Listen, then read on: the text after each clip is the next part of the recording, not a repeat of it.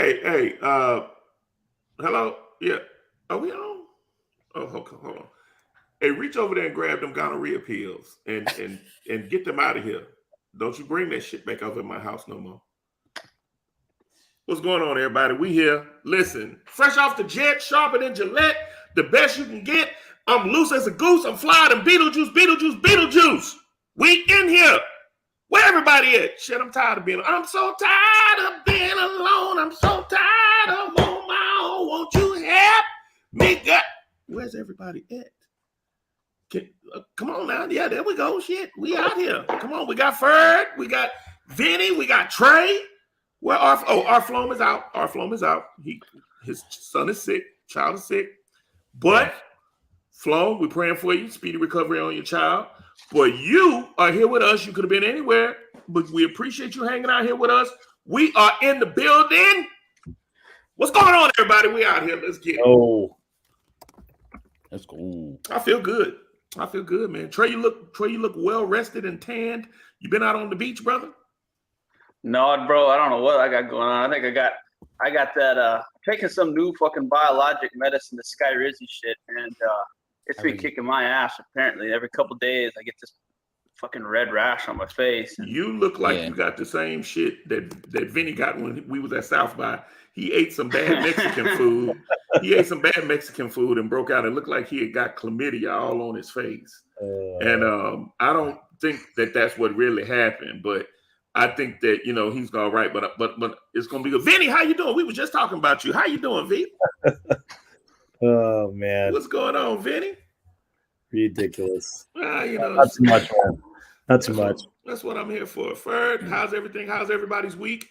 I think today we're trying to also live stream to Kick. So I was trying to see if Kick was. It's fucked up. I'm trying to mess with it right now. Looks like okay, cool. For some reason, I was having the same issue with mine too. Y'all talk y'all do your thing. Give me about 2 minutes. We'll see if I can't figure it out. Okay, cool. Yeah, just so y'all know. So what we're trying to do is we're trying to broadcast to a few different places so that we can,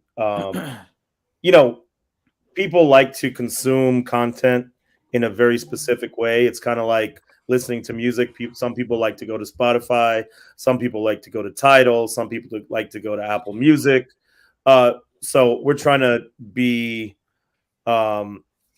a little bit more expansive in how we are presenting the podcast. So we're trying to live stream to Kick as well as Rumble and YouTube. And then also what we're doing is we're posting the podcast on all of the platforms. So you can also listen to it on Spotify. You can also go to Apple Podcasts after the fact. But live, we're trying to do it in a few different places. So that's what I'm talking about. We did get a Kick account set up, and we are working on it.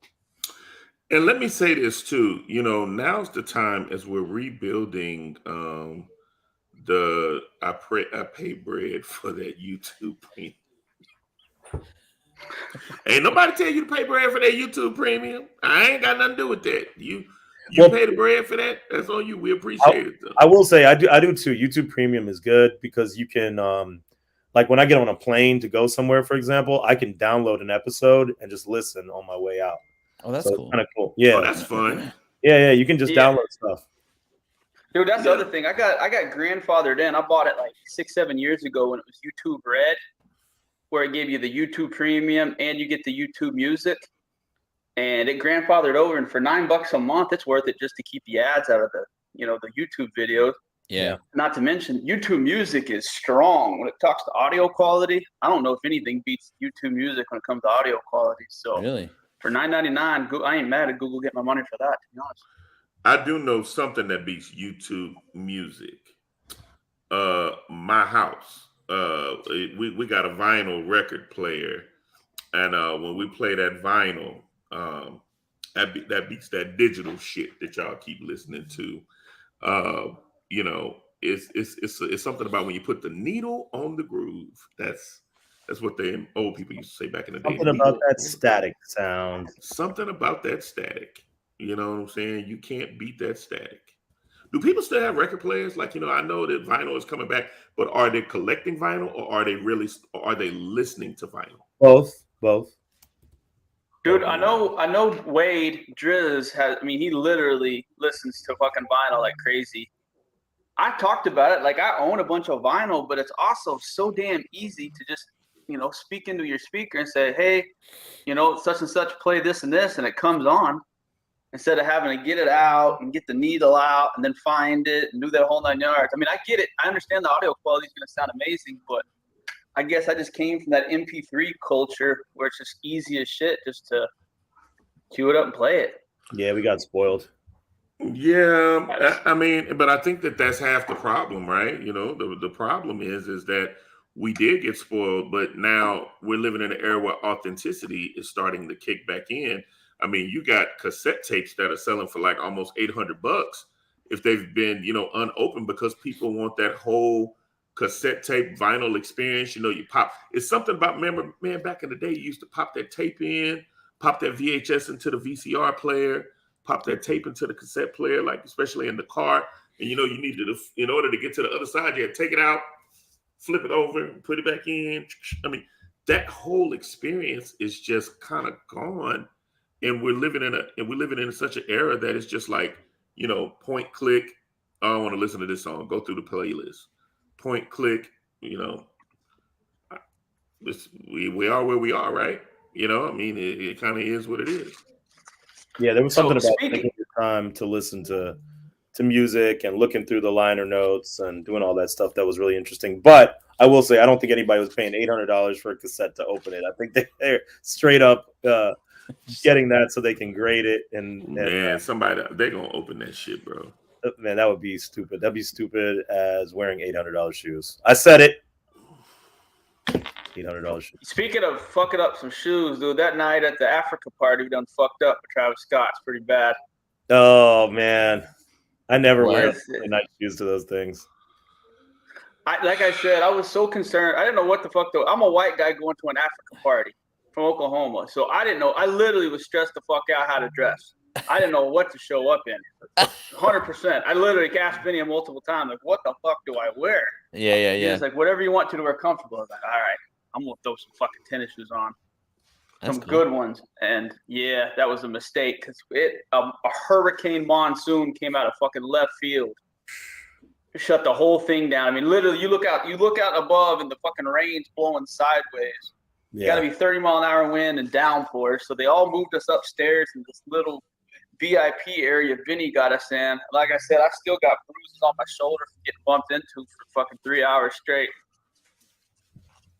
What was that? Me and Marcus and I literally just hung out with this Vinny security and their fucking killer dog. It wasn't Vinny's. Okay, so it wasn't Vinny's security guy. It was his boss's security guy, right? I know, but I still think if somebody would have fucking made a move at Vinny, that they would have let I think they would let the Malinois off the fucking leash. They'd be like, no, that's Vinny. Go get him. Yeah. No, they started hiring security just for everybody, like all the staff. All staff. Yeah. So you do have security.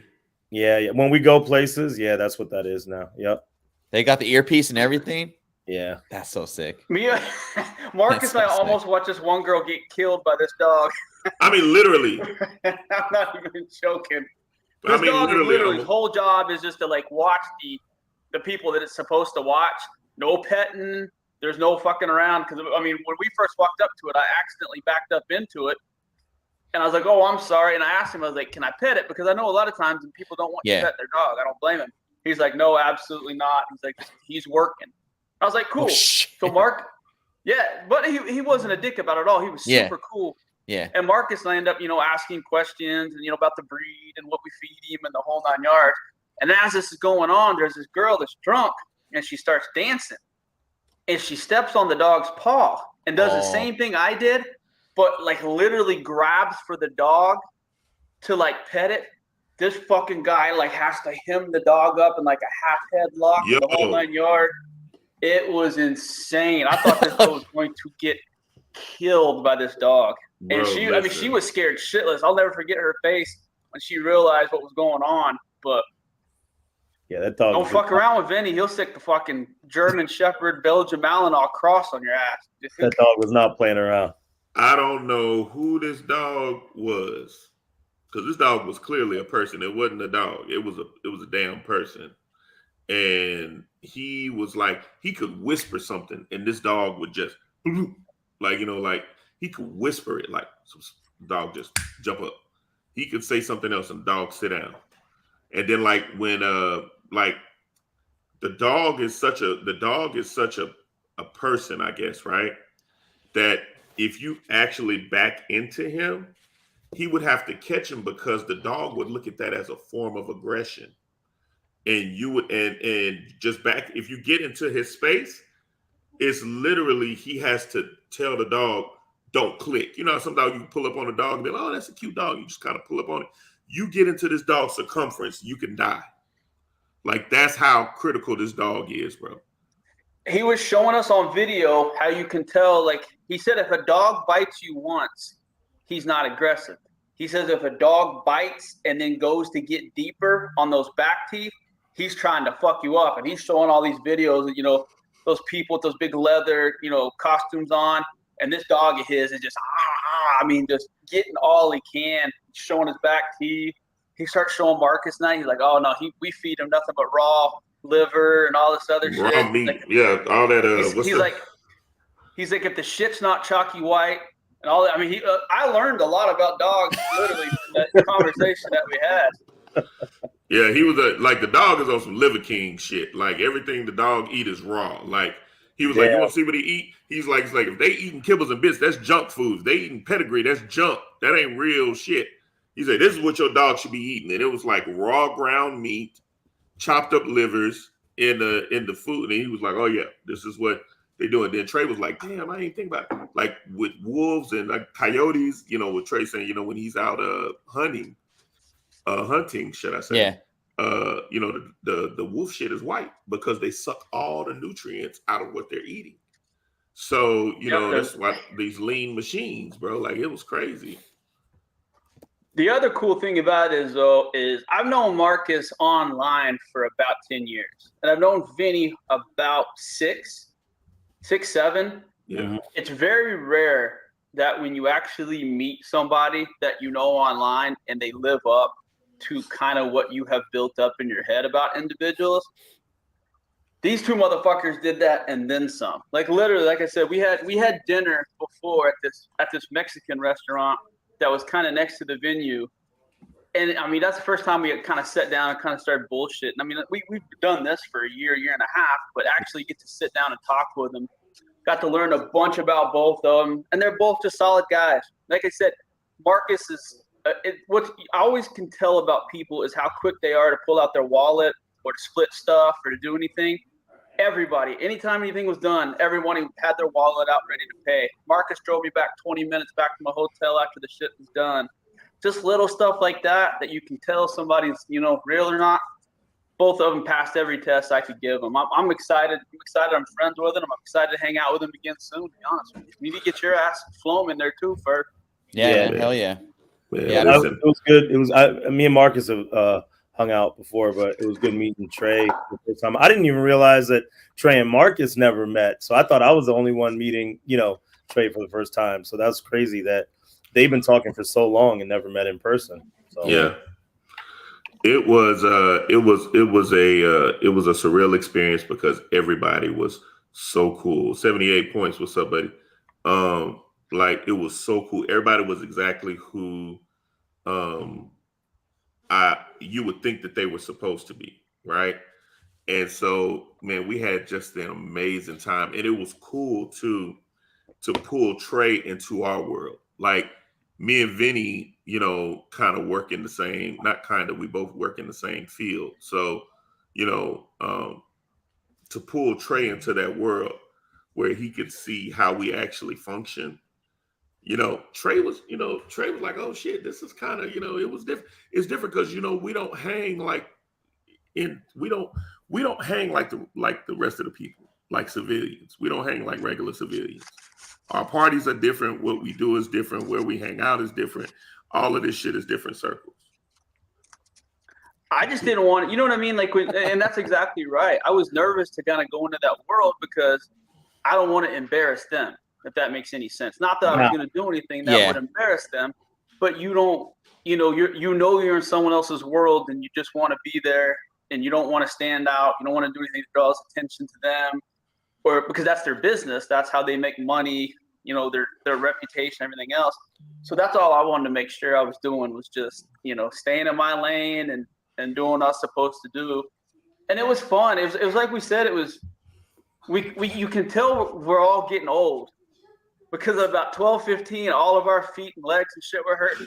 And instead of going and doing anything else, we're like, hey, how about let's go back to the hotel room? Everyone's like, yes, let's go back Yes, to the yes, hotel please. room. Thank you. Thank you. Yeah. Yeah. Vinny went upstairs and picked up some books that he had for us, which was super fucking cool and nice. And like I said, then Marcus drove me about 20 minutes back over home, and it was a 24-hour trip for me. But yeah, it was quick. It was a quick trip, but yeah. And then me and Trey got a chance to catch up again in the morning, real quick, and grab breakfast before he left. So that was cool. Marcus, I'm jealous of you guys, man. I saw the picture Trey sent, and I was like, I was telling Ralph because we were kind of texting back and forth. I was like, man, like you're at home with your kid, like taking care of. I'm like, I'm here like demoing my house. Like those guys are having a good time, man. I'm jealous, dude. They live a life, you know. And you know, I asked Vinny. I'm gonna get the photo. Yeah, I asked Vinny if we should go to a comic book store.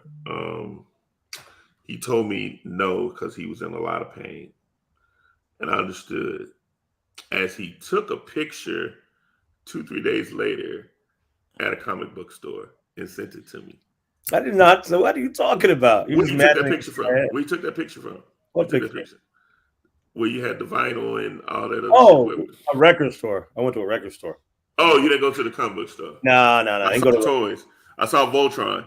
Oh, yeah. No, you know what? They had a by Saturday I was feeling better, right? So yeah. I ended up going to there's a graffiti artist named Risk, and he randomly had like a exhibit at one of the contemporary like galleries down the street from where everything was going on.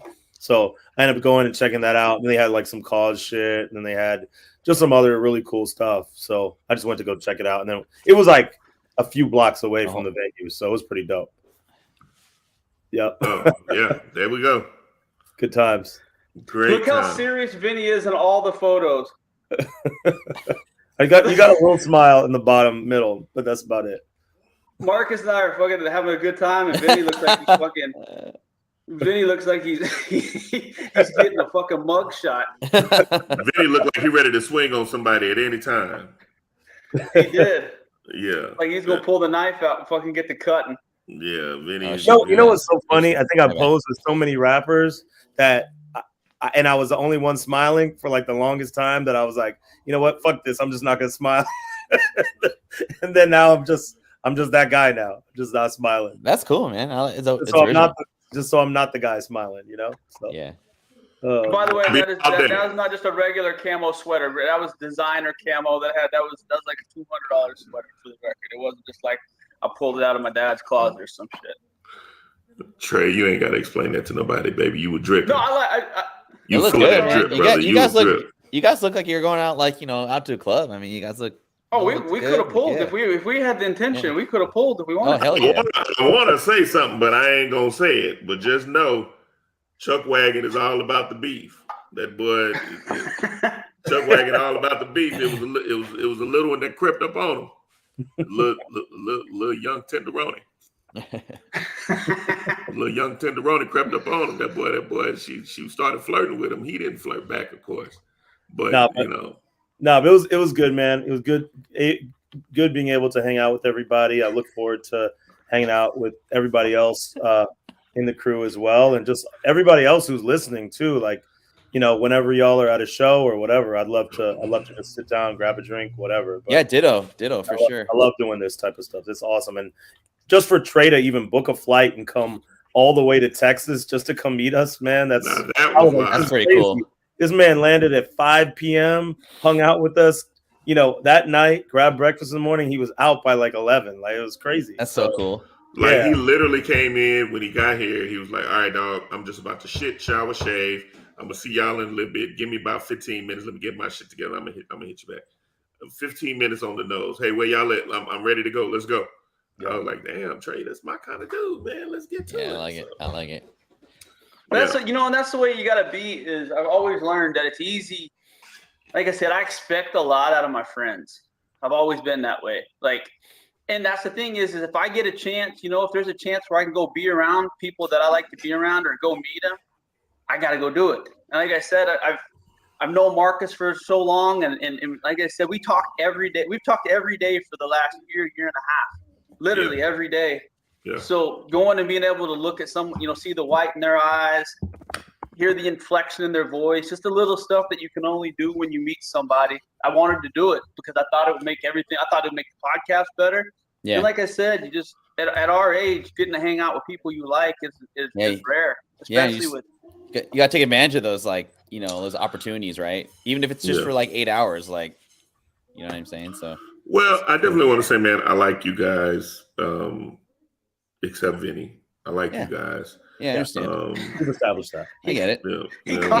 He constantly let Vinny know he was not shit. I mean, about every hour, he looked over Vinny and be like, hey, just know you ain't shit, right? Yeah, because you see, you got to keep people humble. You really do. Vinny, I'm talking about bro, y'all don't understand, man. Vinny, bro, I'm a big deal. I know I walk into the room, people, oh shit, it's him. Vinny walks in the room, it's like, oh shit, it's him. And I was just like, bro, you ain't taking my shine, baby. I don't know what you think I'm me, baby. I'm not in here with you. You in here with me. I had to tell him, you know what I'm saying? But they all running up on Vinny whatever. Then some dude come in and, and Trey's like, the guy on the mic, oh yeah, the king of Houston is in here. Trey was like, that motherfucker must not know you here. He must not know you here, Marcus.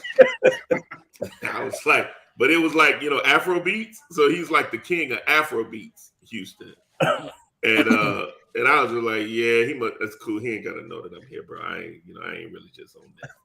I ain't on that type of time, baby, but trust me, I am the player from the Himalaya, you know what I'm saying? Smack it up, flip it, rub it down, baby. Oh no, I'm in here, home. No. I'm from H-Town, baby, home of the 2-piece and the pepper with sip slow. You know what I'm saying? Posted up like a light box, stinger licks on the ground, putting money in my socks. I'm out here, baby. That's what we do. I don't even know what that meant. That's amazing. I think I know what it meant. Oh man, yeah. No, but the other thing that's really cool is I met Marcus through Trey, and now me and Marcus have actually been doing a lot of business together, which is really cool. So so this is it's super fun, man. The whole thing is fun. I love doing the show. I love meeting everybody. So this has been super dope. Yeah, and the things that me and Vinny are building right now, man. Some of the stuff we just can't even talk about, but man, it's even going to be beneficial for how we move forward here. You know what I'm saying? With OTR and the Discord, man. And we appreciate you guys hanging out in the Discord. We appreciate you guys hanging out with us on this journey as we're starting this journey, because it is a new journey. I mean, we kind of broke away from something that it was cool to get started, but now we want to create our own story, and we want you guys to help us write it. You know what I'm saying? Because we're all building it together, right? One brick at a time, one person at a time. So make sure you like and subscribe, wherever you're watching this at. Make sure you comment. All of those things count for something, bro. We need all of that interaction, and we appreciate all that interaction from each and every last one of you guys. Even you, Doc Joe. Even you. We Doc appreciate Joe's excited. Doc Joe's excited about some NFT talk upcoming. I know him. He's got his pad and paper out. He's got a pad and paper out. He's going to take these NFT notes, and we're going to have a great time. Speaking of NFTs, let's go ahead and jump right into it if y'all don't mind. Or do y'all want to wait? It's up to y'all. No, I just gotta let Ferd know that the Sonics ain't never coming back to fucking Seattle. Y'all couldn't fucking keep him there when you had him. Hey, check this out. Check this out, okay? 62 people in the crowd, and y'all ain't wanting a team back. The second the Sonics come back to Seattle, I'll buy you a ticket. I'll buy you a fucking plane ticket to come up here. It ain't gonna happen. Are you up for the offer or no? You up for it? I mean, yeah. There's the thing about it, though. I looked at the fucking deal. If the Wu-Tang Clan, if that tour ends up coming to Seattle, you never know. That might be a spot to get to. So, well, you got a house that's free stay here. I'll cook you some Filipino breakfast, man. Come on down, man. Dude, you know I got Crohn's disease. I can't have no fucking Filipino breakfast. I'll to get on make an it. airplane. I'll make it legit for you. I'll make a good one for you. Fair So enough. what kind of Filipino food is gonna mess up his Crohn's disease? Like what are you cooking on this day? It's all oily stuff. So I mean, I can do the Oh, fruits okay. and stuff. Yeah, Oh no, Yeah. fam. You ain't- it's all man, the you trying- saturated fats man, and stuff. man, you trying to take him out, baby. You trying to take that man out. We could do Shit. some. We could do something different. We could do something different. Now you The can make me fucking some Waffle Filipino House almost food. took me out. I can make whoever. Yeah. Yeah, Vinny no, and I I don't decided do to go that. eat Waffle House. Y'all Oh, ate man. a It was, Waffle House? Dude, it was so crazy because my hotel, it was said it was open, like it was gonna serve food all day. Well, I tell Vinny to meet me at my hotel, and I get downstairs and they shut everything down at 10 o'clock, and it's about 10:15. And then I look on Google Maps to see other breakfast spots, and there's another hotel about a half a mile away, and it says the same thing. I literally sprint the fuck over there. They're not serving any food. So, I mean, we're running out of time. And there's a Waffle House and a Denny's, and Vinny was proud as shit. Vinny's like, hey, Waffle House is like an Atlanta deal. So that's what, and I was like, wherever you want to go. So we ended up going to Waffle House. And Boy, I bet you was on It was- I bet you was on that toilet shortly thereafter. That damn Waffle House had your ass lit.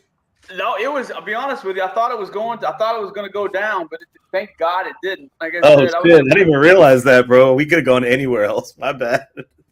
no, I mean, shit. What were our options? And like I said, my problem is my Crohn's is I'm an idiot because, like I said, I'm gonna order bacon every time. I'm not supposed to order bacon, but I'm gonna order bacon. You know what I mean? It's like going to the dance. If I go to the dance, I'm gonna grab some tit.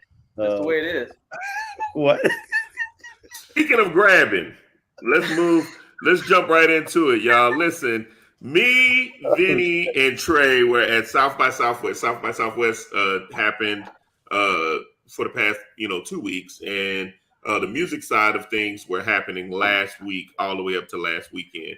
One of the things that I did notice at South by was there's this new thing on NFTs or blockchain, if you want to call it. It's called Label Coin, and it's labeled the Robin Hood of music, right? Enabling fans to earn dividends from song royalties that can also be resold at any time in the future. So what happened was during this year's South by Southwest, which ran from March 10th through the 19th, a fractionalized song rights marketplace, Label Coin, announced the launch of its newest app on the Android and iOS devices that will soon allow artists and fans to earn regular dividends from streaming royalties. Holding itself out as the Robin Hood of music, Label Coin is a platform that focuses on the sale of digital streaming royalties and enabling fans to earn dividends from song royalties that can also be resold at any time in the future. It was launched in June 2022. Platform leverages current song catalog valuation formulas with available data, including follower activity, tour history, and team composition to estimate the value of songs. So what basically is, in a nutshell, without just really kind of breaking it down, you sign your shit up for Label Coin, and the fans can listen to a song, and they get a percentage of API return, which helps the song grow revenue. There's a couple people that's already playing in this Label Coin space, but you're going to start seeing a lot more of that, where it's kind of like empowering the fans. Nas dropped a record via NFTs, not through Label Coin, but Nas dropped a record with King's Disease where there was some NFTs that was attached to it, and if you own the NFT, you get royalties from the actual project. Am I saying that right, Vinny? Right? Didn't Nas do that? Yeah. So so you're going to start to see that a lot more often with these kind of artists that are kind of growing and doing right now. The biggest question facing the digital asset sector by regulators is that every song in the catalog is a registered security. Yep, see, there it is, right? However, the real barrier for entry for any music streaming platform continues to be how these digital collectible offerings will be classified by regulators. So now we're getting into the what's the word I'm looking for? Now we're getting into, I guess, the SEC side of it, or how do they tax it? All of that other good jazz. But while it's in the wild, wild west, if you're an artist, now's the time to try to jump in and figure out how to get ahead of it. There's a couple of places where you can do it. Label Coin is one. There's another one called Sound XYZ, but that's for like actual NFTs. So, again, this is the future of music and toys and just life in and of itself. Find your niche, get in there, and make it happen. Because we're in the Wild West. This is like when they found gold back in the 1800s. We're in the Wild West, so you got to figure it out. I'm looking right now, and it's price per note. I don't know if you guys can see that. I'm not, but this is just the first one that showed up. So the total song value is worth $115,000. Dude, this is Vinny and I've been talking. I talked to Vinny about this a few months ago. Like, this is something I want to get into. Like, I don't care if I own $10 of a song that I like. I would be into that. You know what I mean? Yeah. Could you imagine, like, literally whatever your favorite song is or your favorite album is, and you owned a minute fraction of it? It's fucking badass. Especially with the fact that you could potentially earn royalties on it down the road for an infinite time period. This is the kind of NFTs that I think our people can wrap their heads around, and I think that, you know, normal people would be excited about. Right. I really do. I mean, I'm excited about it. Like I said, I didn't even know you were going to talk about this, and like I said, the whole time while you did it, I'm downloading it and trying to figure it out. It took me 35 seconds, and now I'm able to buy songs and invest in songs if I want to. Yeah, go ahead. You just muted yourself. Okay. No, because the door was open and I was trying to get the sound. Yeah, I'll shut up now. No, and like I was mentioning before, like, you know, the Rihanna song. We singing shit. Sorry, boys. Oh shit. There was the Rihanna song that was fractionalized like this. And actually, this is something that's happening in the music industry a lot. Like, a lot of clients of mine are being offered money to essentially fractionalize their ownership in their songs or in a particular revenue stream from their songs, like their performance revenue or their record royalties or different things like that. So, this is something that's definitely happening a lot. And I think it's cool that it's, you know, it's getting fractionalized like a lot of the other collectibles and assets that we're looking at. You know, like if you look at platforms like Masterworks or Rally or some of these other places, you can buy fractionalized interests in certain things. Like I own, you know, through Rally, I own a piece of a Batman #1 and a Mickey Mantle card and, you know, things that I wouldn't be able to buy straight out. I bought some of these things just to have a piece of an ape, you know, a Bored Ape. And hey, with that also came dividends. Like I actually got ape coin dividends from Rally because I owned a part of an ape. I mean, so all this stuff is really cool. Yeah. It's awesome.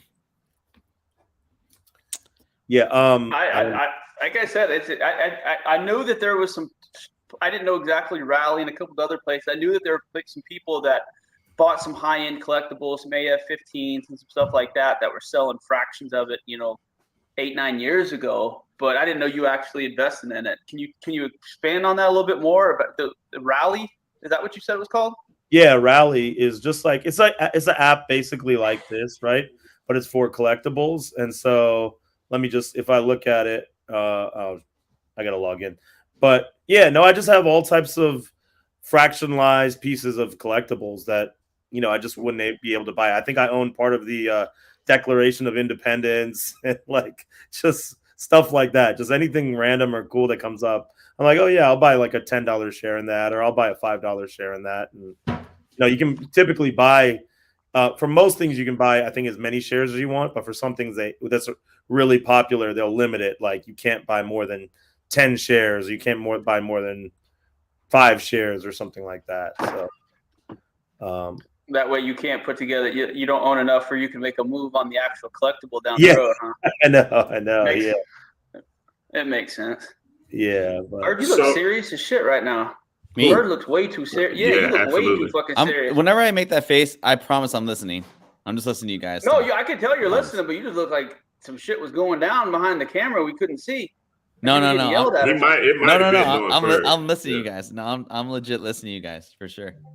Well, speaking of listening, what did I tell y'all? Millions of Fidelity clients can now purchase Bitcoin and Ethereum as a crypto investment offering goes live to public, allowing for commission-free trades in eligible U.S. states.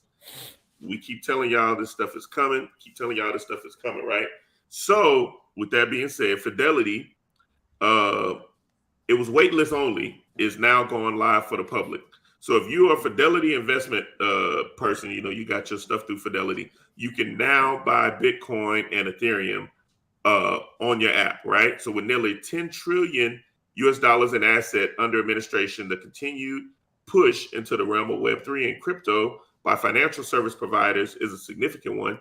That being said, the public launch of its crypto offering through Fidelity has been shared on many of its social channels, but Hype Moon, where I get my information from, has confirmed that the accounts are available and can be opened on its website at the time of this writing. So if you are a Fidelity owner, you want to look for ways to buy Bitcoin and Ethereum, you can do it through Fidelity. Mm-hmm. And what I would tell you is take this time now while everything is going on, start to diversify your assets. It's not financial advice. Do your own research, of course. But when everything is getting ready to go down, you're going to see a run probably in the next couple of weeks with Bitcoin. It's going to drop, I think, one more time, but then it's going to go for a run like crazy. Because the last time they did this, where the government pulled that money, I think they pulled 41 trillion last time. It jumped up from Bitcoin jumped up from 3K to 69K. So now they pulled more money this time. So it's getting ready to run again. So I would just tell you maybe $100 here, $100 there. I know some people that stupid. I know some people that put $100 in a week. I know some people that put in $200 a week, whatever the case may be. Just be open. Again, not financial advice. Do your own research. Is what it is. I think that's something you definitely want to look at. Mm-hmm. Quick update, by the way, guys. World Baseball Classic semifinal, Mexico, Japan. Mexico is up 5-4, bottom of the ninth. Japan has the last at bats. First batter, Ohtani, he just rips a double with no outs. And Yamada's up next. So they will play the winner of the other semifinal, the fucking United States of fucking America. We didn't put up with none of that Venezuelan bullshit. Took him home, sent him back on a fucking airplane. And I hope we get Mexico in the finals, but I think it'll be a better game if it's Japanese for the attendance. So nice. I've actually enjoyed this World Baseball Classic way more than I've enjoyed any of the others before. Like, I haven't missed a lot of games. Those crowds are so fucking insane in Miami, considering that the U.S. it's about a 20% of the crowd, and the rest of the crowd's either Cuban or Venezuelan, Puerto Rican, Colombia. I mean, they said that Dominican-Puerto Rico game, that 70% of the country in Puerto Rico was watching the game. Think about that fucking number. That's crazy. That's good for baseball. Anytime that this many eyes are on baseball, it's a good thing, in my opinion. Do you think that the World Cup being so close to the WBC helped kind of that national pride in watching? Absolutely. Yeah, I think so too. Because I mean, it's basically the World Cup for baseball, right? So, and the fact that there hasn't been one since 2017 because of the pandemic.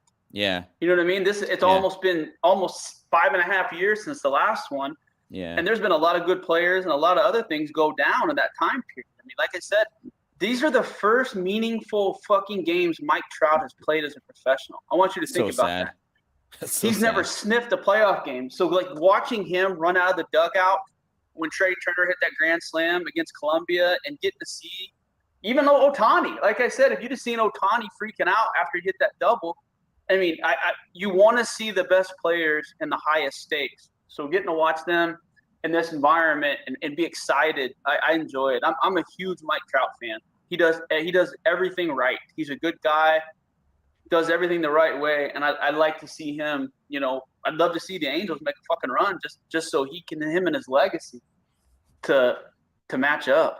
And I don't know how they haven't, to be honest with you, with the talent that the fucking Angels have. Owner. I mean, God dang, how did yeah. Owner sucks. It has to be. Was it that Morales guy? Artie Moreno? Excuse me. Moreno. Yeah, he's... Nice job, Ferd. Fucking knowing the owners and shit off the top of the dome. Yeah. I try. He's the only one I know because he sucks, but, whatever. Hey, fucking Ricketts suck too, by the way. Don't get me started on those fucking cheap fucks. Who else? Yeah. Anyway, comics, man. So yeah, so I kind of was curious what you guys thought about Last of Us with the season ending. I loved the last couple episodes. I didn't really watch. I haven't really looked at like latest values of the comic book per se, but with season 2 being announced and all that good stuff, like, do you guys think this has some staying power, or you think it may do as like initial drop off the next month or two or whatever? But do you think this is like a long term 5 to 10 year hold type of deal? And we've kind of talked about this before in the last couple episodes about comic book speculation. Right. Like, what's going to drive comic book prices in the future? Is it going to be, cinematic stuff such as this? Now, Walking Dead's another one. Do you think Walking Dead's going to ever get revived again and cause people to make a run on those comic books? I think it's 50-50, to be honest with you. I don't know if it's going to happen anytime soon. Because I was as big a Walking Dead fan as you could get, and I haven't watched an episode in 6 years. I swear to God, not a single. Ever since like season 2 when Negan showed up, it got boring. Right. The Michonne, Rick, and then Rick leaving, and then that whole storyline, it just wasn't enjoyable. And the comics were horrible too. I mean, if you remember back when CBSI was kicking on all cylinders, Walking Dead was 1 or 2 behind Batman, New 52 in the Comic Con and the what do you call it, the charts every single time. And then as the show started getting worse, the comic book sales, and a lot of those comics that were going for really good money, the first appearance of Michonne, things like that, they're not as near what they were 5 to 6 years ago. So I don't see how The Last of Us wouldn't follow that same pattern. I think people are excited about it.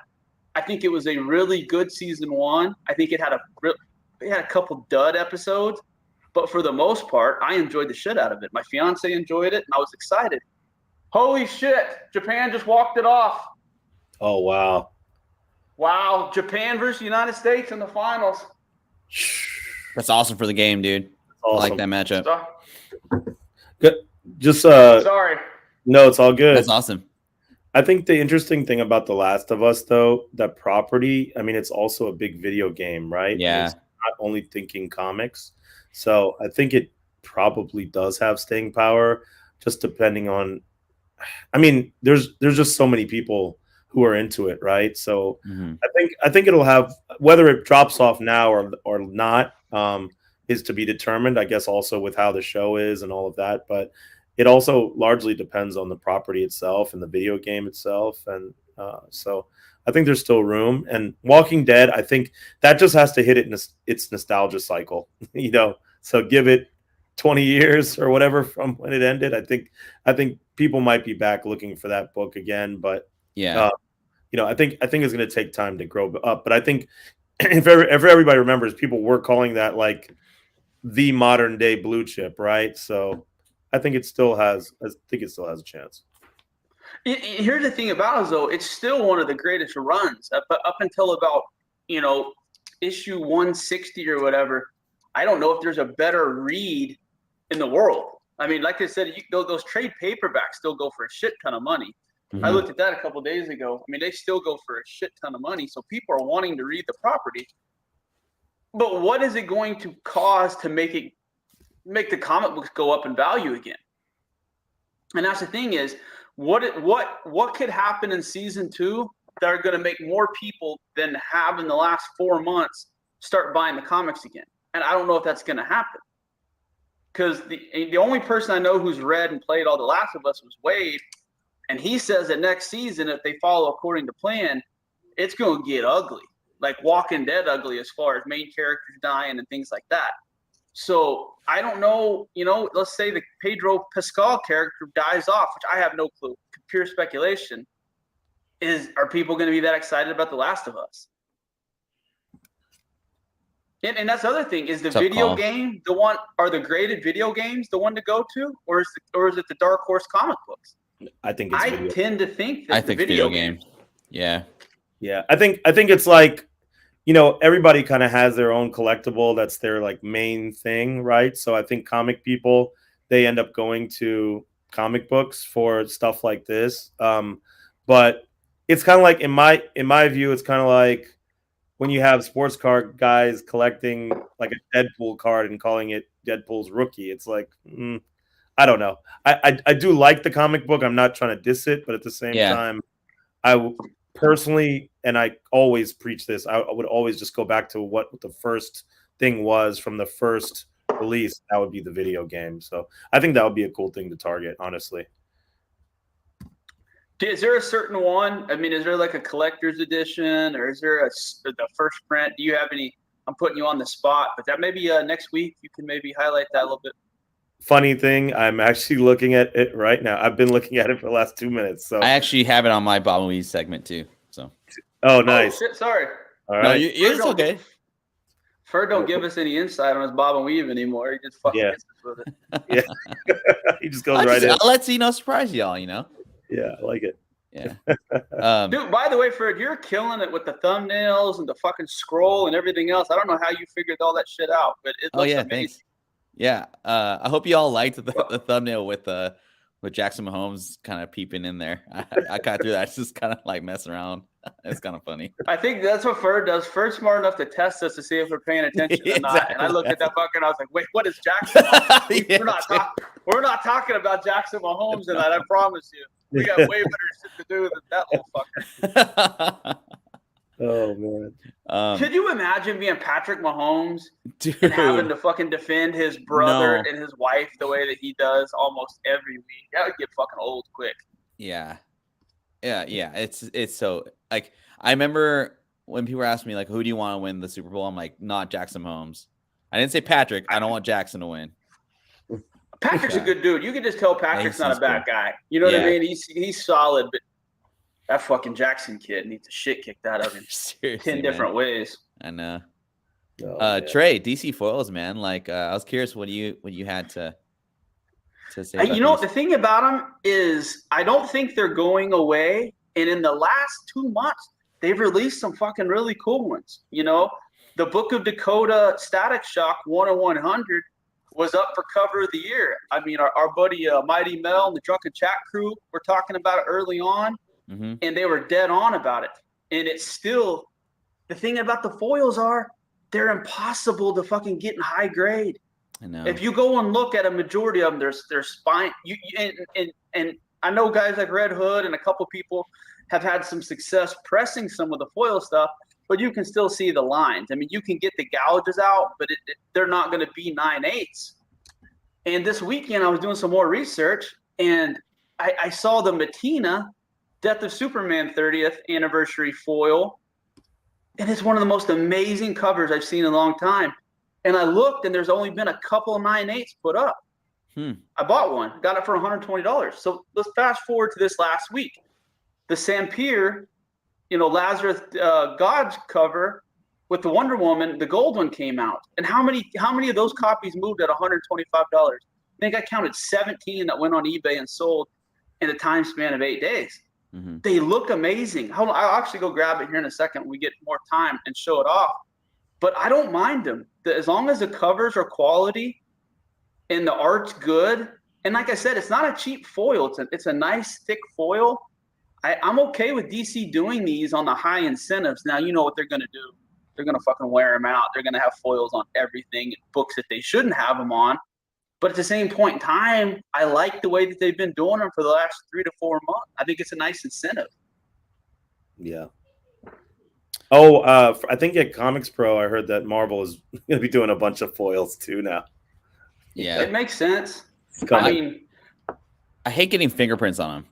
That's the thing I always see is fingerprints on foils. And that's one thing people don't do when they submit their books. You know what I mean? They look at it, they look at the spine, they look at the corners, they look at the backs. But a lot of times fingerprints and other things on those covers are what you get dinged for. Go over it with a chamois cloth, a little wet chamois cloth, to make sure your fingerprints and all that stuff are gone before you submit your books. Yeah. For real. Yeah, especially on those foils, man, for sure. Trey, this is kind of like your segment here, so you want to roll with this? No, you're doing good. Yeah, I mean, the Shazam movie failed at the box office. Are you guys surprised by that? Because I'm not. I love going to movies. Like, that's one of my favorite things to do, is to go on opening weekend of a comic book movie.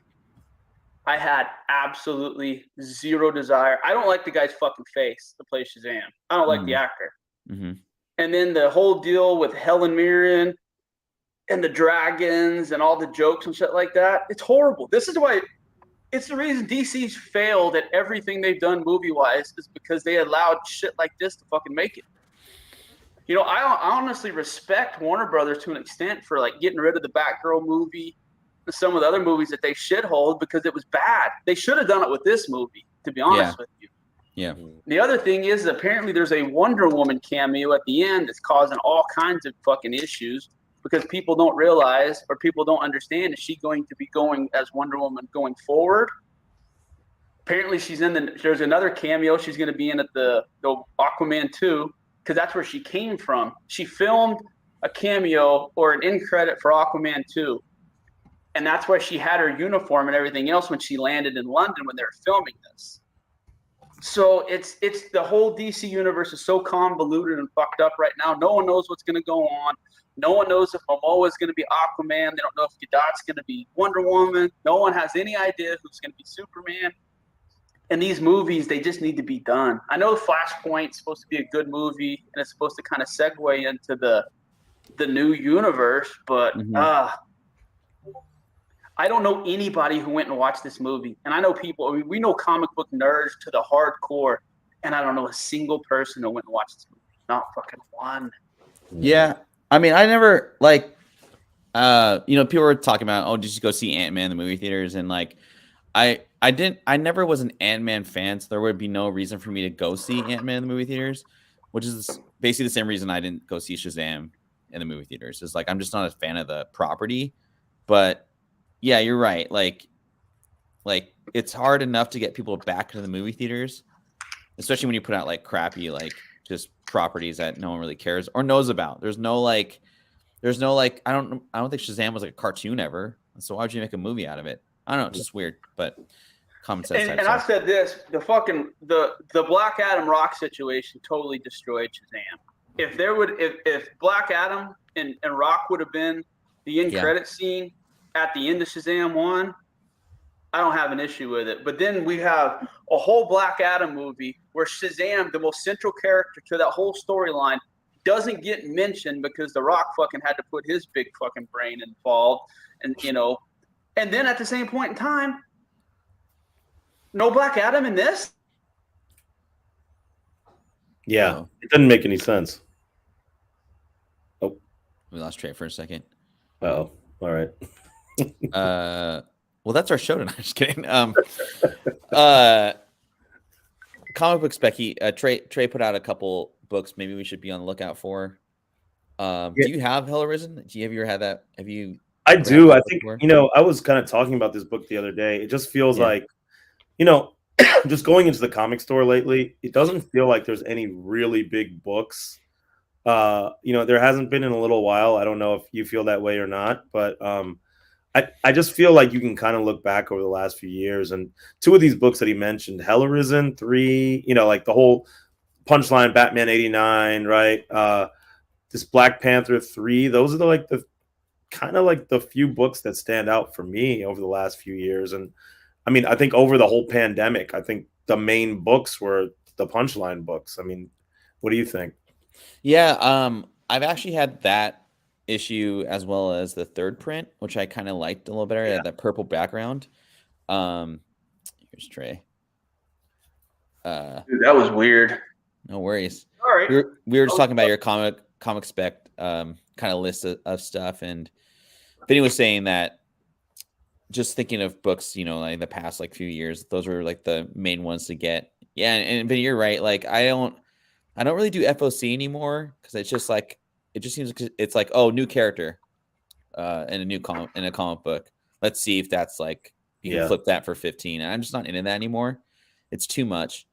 I tell you what I'm not into anymore, and it's weird, is every cover has to have a girl with big tits in a bikini or in some seductive pose. That's what moves anything now.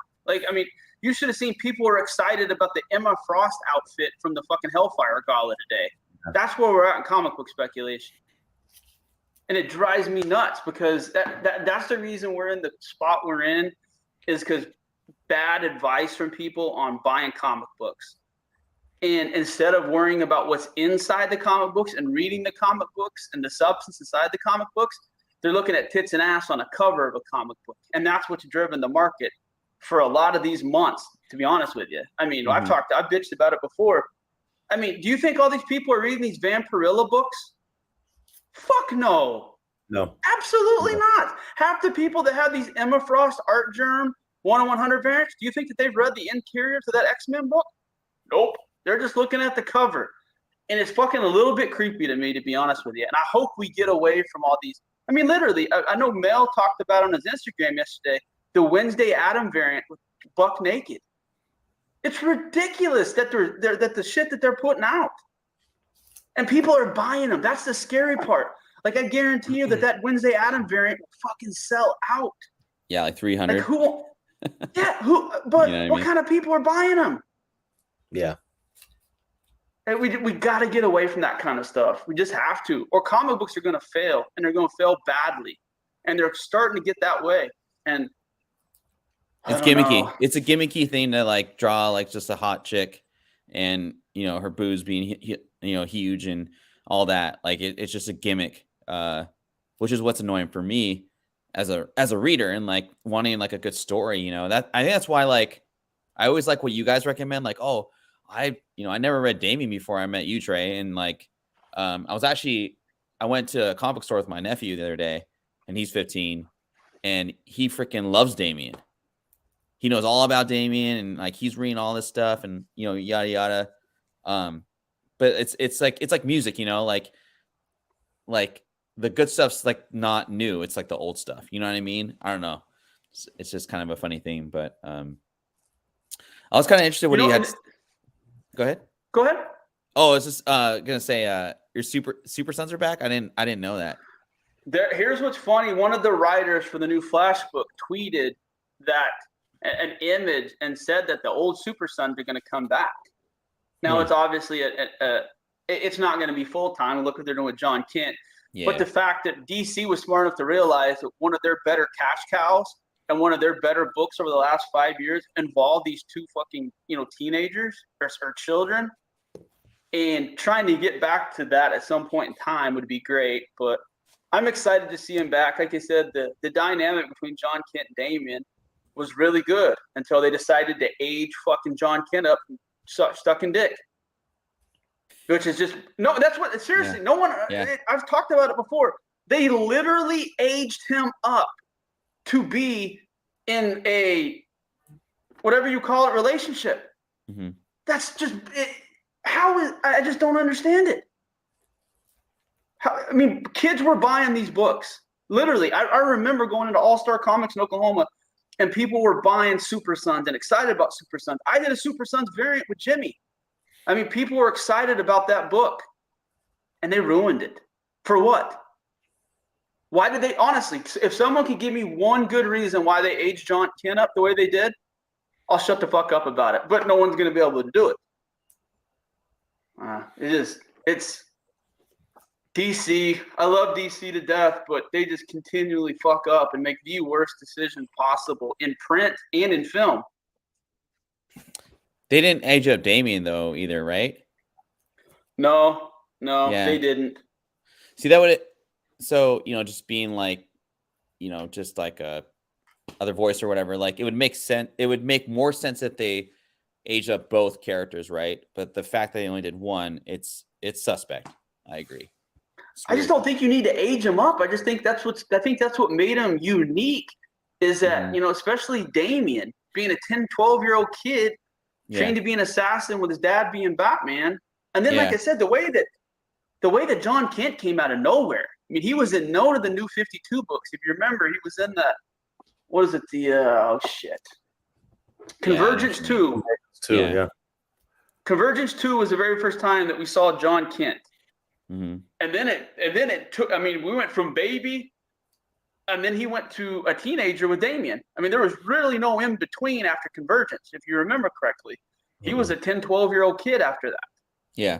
And then they had that good run to the Super Sun for about 3 years. And then next thing you know, Bendis comes into the fucking fold and decides he wants to age him up for the Legion of Superheroes shit and put him in a gay relationship to try to sell comic books.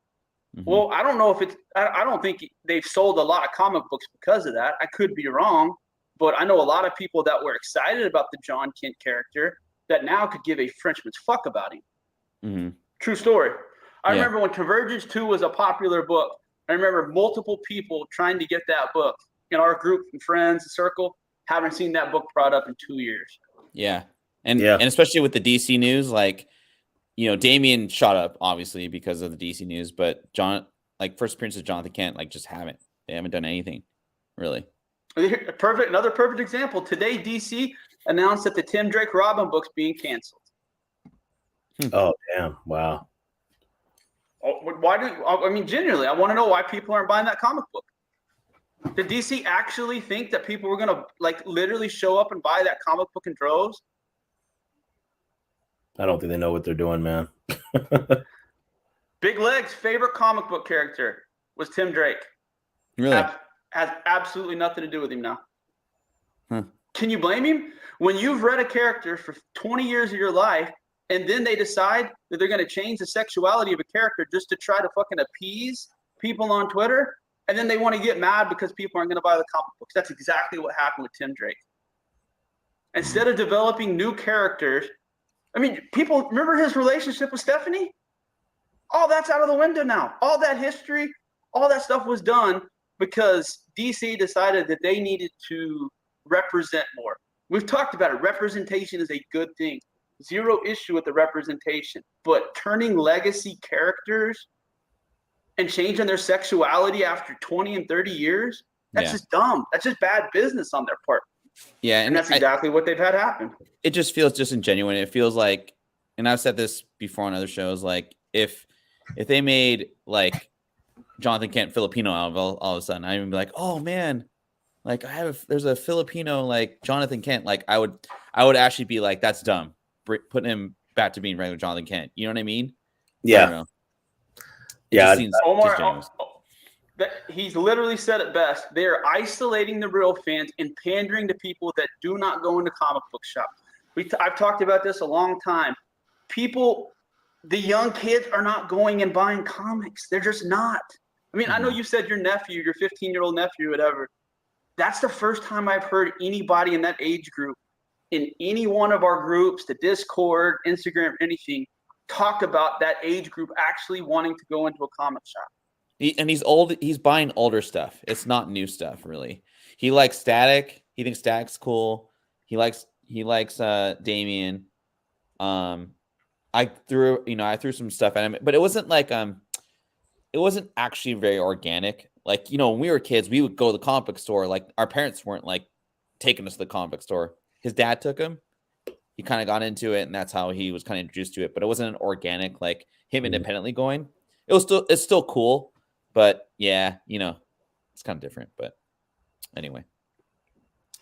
No, and that's the thing, Tony. Tony, that stuff's that's not the issue, to be honest with you. I mean, everyone needs to live their lives and be happy. That has nothing to do with it.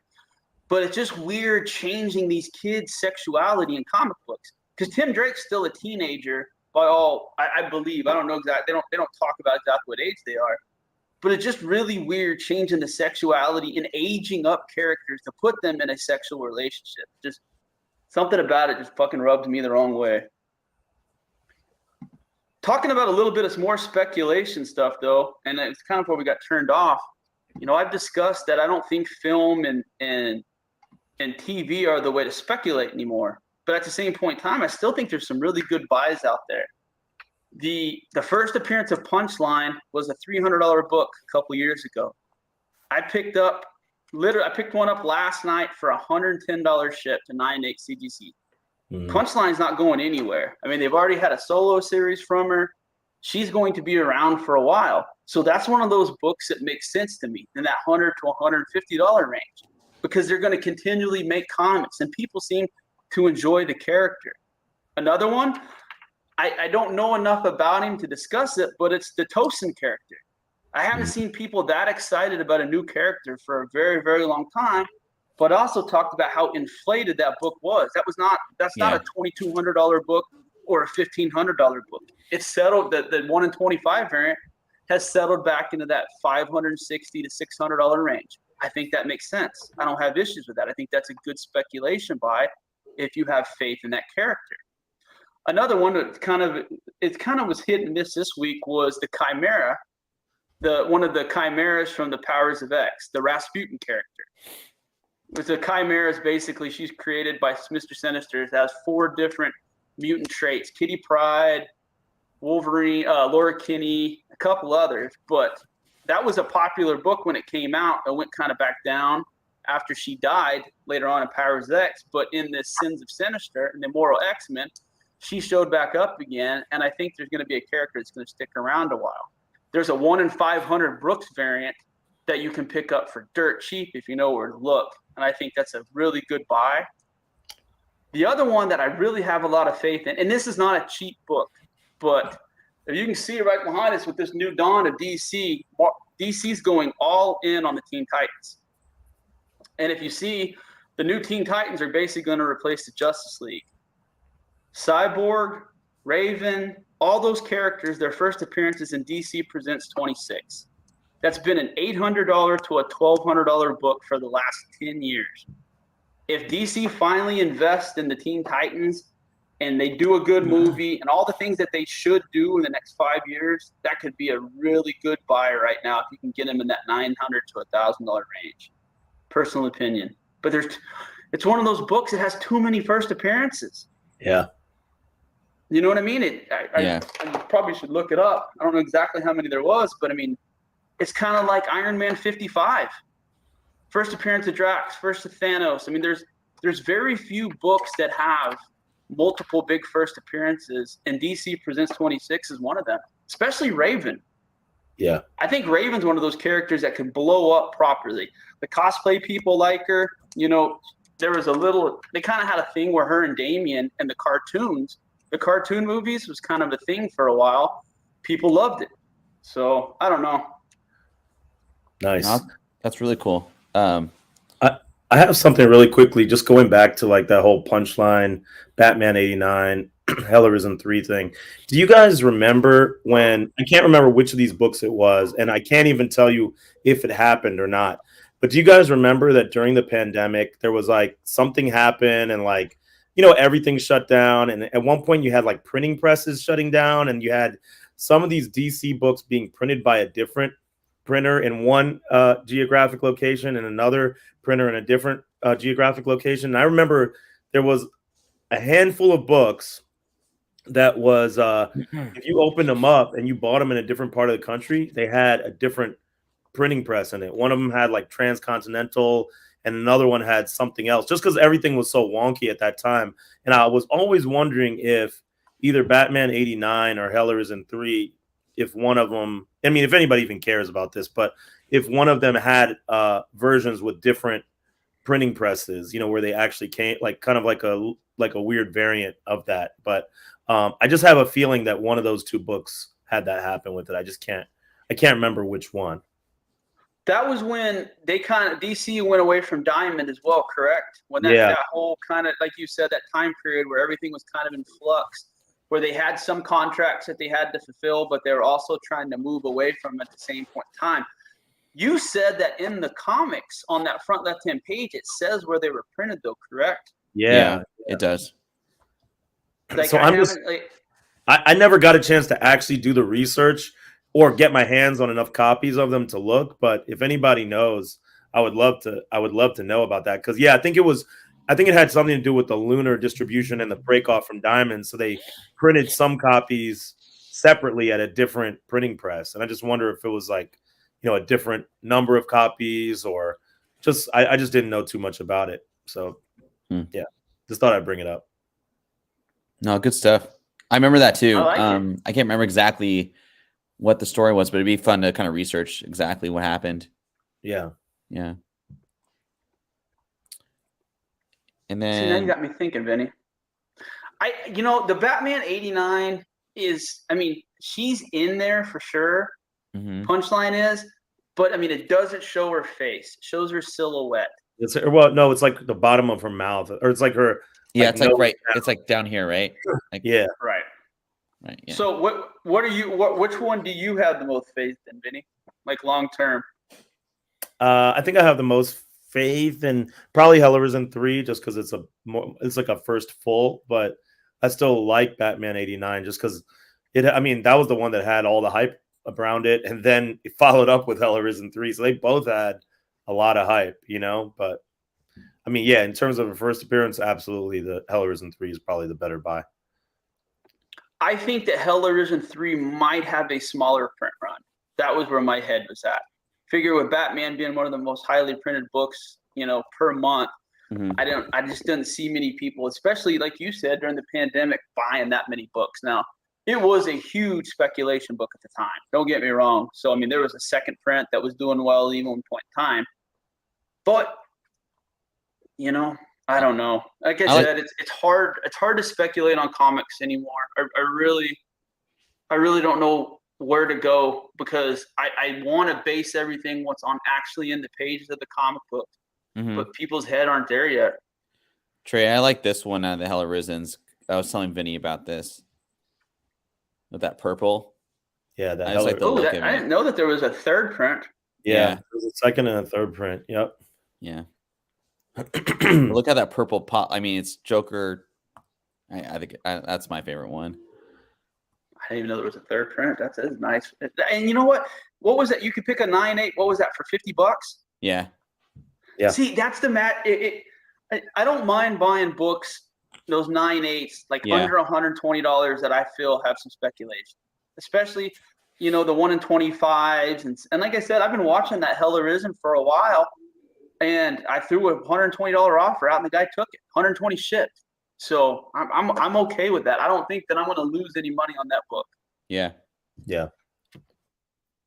Another interesting thing this week in Superman 2, there is a big first appearance that DC's been teasing for a while from Marilyn Moonlight. And if you can see on CBR and the other shitty site, I'm not going to even mention its name, and the initials are BC, but they have some spoilers, and she's got some interesting powers. I haven't been able to read it yet. It comes out tomorrow, but there was a 1 in 100 Campbell variant that's a foil cover, that another one that Ultra Maximus had talked about and kind of let everyone know about a month and a half ago, and it's sold out everywhere, and it's still selling for $90 to $120 on eBay. So it's going to be interesting. If she's a good character that they develop and a couple years down the road, it might be a good buy for one of those 1 in 100s. Nice. Canada, huh? That's good info, Wilbert. Yeah. That's cool. Didn't know that. Dude, did Marcus die? I hope he's okay. I don't know what happened. Someone's in trouble. We heard the doorbell rang and he's been gone. So hopefully Marcus is all right. Yeah. Now, another thing one of my last deals, and I'll get off the comic book deal, but last week during the Lazarus Planet Revenge of the Gods, #1 that had that Sam Pierre Wonder Woman foil that everyone was excited about, there were some pretty big things actually go down in that book. Diana decided that she wanted to actually become a god, and in the issue, Hera kills Zeus to become the leader of the gods, and she imbues Wonder Woman with some new powers, a new costume, and a couple new powers, and it's very. They said Hera imbued Diana with a sudden burst of magical power that transformed her into a new god form, complete with a new costume to match. It's a massive transformation for Diana, recalling previous storylines from post-crisis DC universe.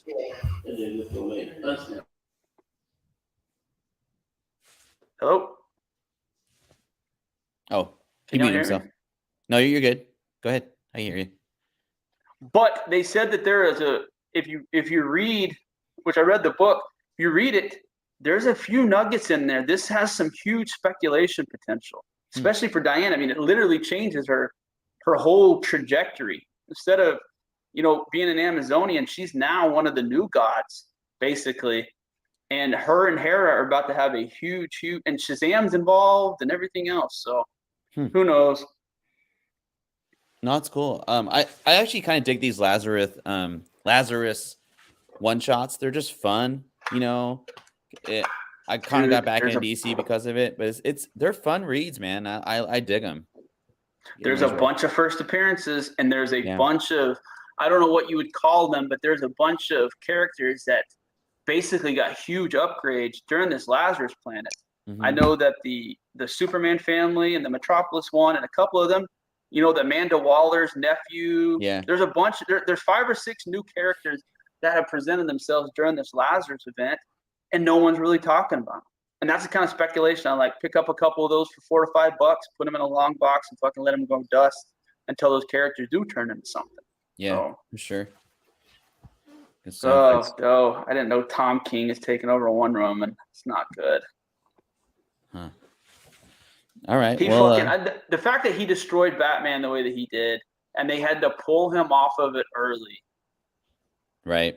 Yeah. I mean, why did he kill Alfred? I mean, seriously, out of all the characters to kill off, he killed off Alfred, and it's ruined Batman. It's makes no sense. Marcus looks mad as shit. Oh, he got a slow eye roll too. He's mad. You muted, Marcus. We can't hear you. No, don't mind me, y'all. I was just saying before I jumped on, I was trying to get my house in order right quick because we get here doing what we doing. Yeah, Alfred is already like super old. They could have killed anybody else, but I mean, Alfred was going to check out anyway at some point in time. So being that he was 92 years old anyway, it didn't matter. But Alfred was my guy. You know what I'm saying? But to have Bane, the way Bane broke his neck, the fact that Bane was even there, the whole stuff with Thomas Wayne being in that timeline, and then what's crazy is that neck snap has fucked Damian up for the last 4 years. If you read any of the Damian comics, anything else, he's blamed himself for that death in every issue since, and that's that's what caused the Lazarus planet. Him going to the island for the fights. I mean, everything that's gone on in the Damian storyline for the last 3 years is because of that neck snap. And it didn't need to happen. So do you believe that Damian is going to play a critical role moving forward since he's in all this stuff? Even though Damian is like a mainstay now, like, let's just admit Damian is a mainstay as far as DC is concerned. But like, with him leading and going and doing all the stuff that he's doing, do you think that he's going to be more of a prominent role moving forward? I think so. I think Batman and Robin, the duo, the pair, is one of the things that the DC cinematic universe has never really explored or gotten correct. I mean, I know at the end of Dark Knight, there was some hint that, what was his name? What's his name? What's the actor's name? They said his name was Dick Grayson or whatever. What the fuck? Anyway. Yeah, I hope so. I don't know that one. Yeah, in I a hope perfect so, world, to be honest with you. In a perfect world, that would be great, right? Like, like Damian would be, who he is as far as like, coming in and taking over, because that's that new generation of characters that these kids have grown up with, right? Like even from Teen Titans, okay, got it. Yeah. Even from Teen Titans and, and all of that other stuff, Damian is such a strong character. And I would love to see a little bit more from him moving forward, going into this new season of whatever's getting ready to happen. The thing that they have to do to get Damian right is they have to make him a little asshole. Honestly, to get the character right, the first couple times you see Damian, they need to make it where the whole audience hates him. And that's what I liked about Damian is you know what I mean? He was basically a plant sent by Talia and his grandfather, Ra's al Ghul, to destroy the life of Batman, his dad, who didn't have any idea he existed, et cetera, et cetera.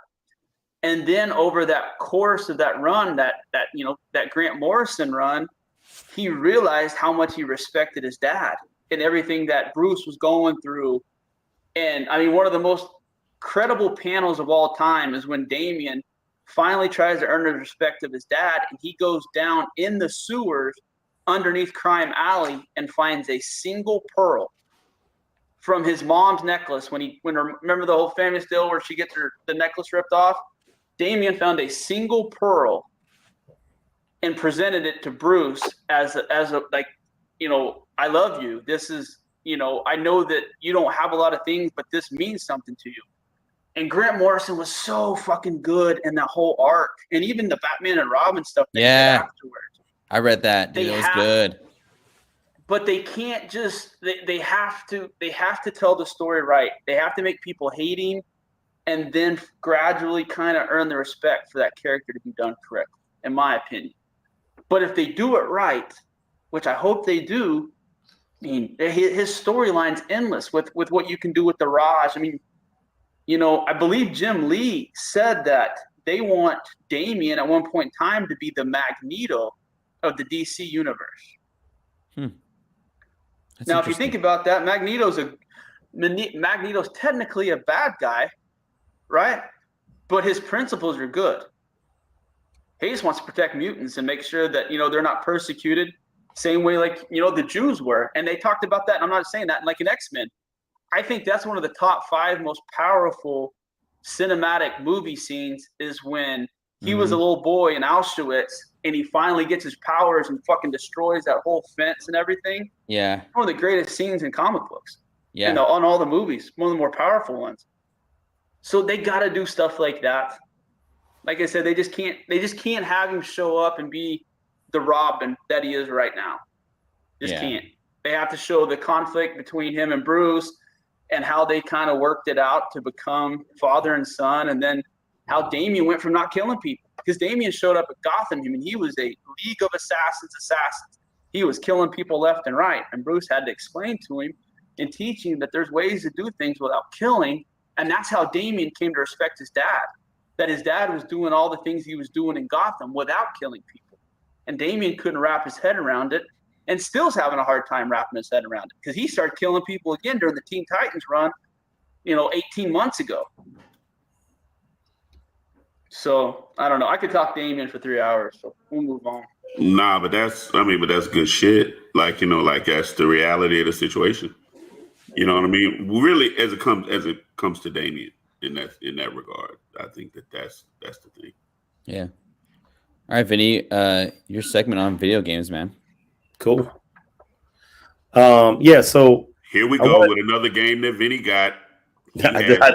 I don't have Here this. we go. Go on, pull it out, Vinny. I don't have it. I don't have a sealed one. So we can start there. Yeah, do I have a CIB one? Yeah, absolutely. I do. Yeah. Now, I wanted to kind of jump into some Mario speculation because, of course, Super Mario Brothers, the movie, is dropping on April 5th, and it's probably going to be big. I don't know if you guys have seen the trailer, but I think, Mario is just like a staple character of, that Nintendo's put out. It's essentially like their mascot, right? At this point, they still continue to make games. And, previously on this podcast, I've spoken about the variants of like the black box variants, which you could then also kind of see different variants potentially of the original Super Mario Brothers that was released. And, there's, I think, like 11 printings or 12 printings of this. Of course, the first being like a matte sticker sealed copy. But I really kind of wanted to, and this is something that, I haven't really dug into too super deep before. I've kind of just talked about these games, but I really wanted to just dig in on some of the original versions of Super Mario Brothers. So again, this was the successor of the 1983 game Mario Brothers. It was also designed by Shigeru Miyamoto, who also did Zelda, which I mentioned a couple episodes ago. And this game has sold over 58 million copies worldwide. So I wanted to go into the first appearances. And I'll be honest, the stuff that I'm about to tell you guys, some video game collectors know it, but not many people know it. And I think these are really cool games to target as you're looking at Super Mario Brothers. So the original Japanese version of Super Mario Brothers was released on September 13th, 1985. The US version was released about a month later on October 18th.